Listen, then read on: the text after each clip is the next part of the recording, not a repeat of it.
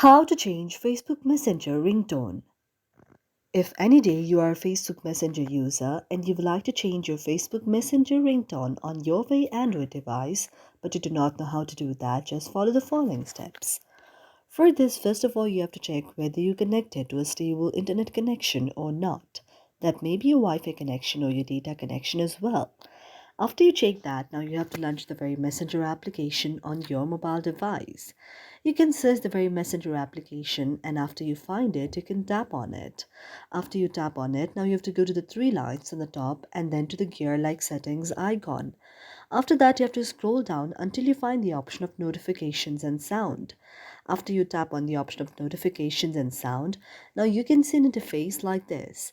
Now here you have to tap on the option of ringtone. After tapping on the option of ringtone, now here you can set on any of the ringtone that you would like to just skip. You can just tap on any of the ringtone like this, and this way you can set your ringtone on your very Facebook Messenger. Thank you for watching our video, and if you really like it, do not forget to subscribe our channel.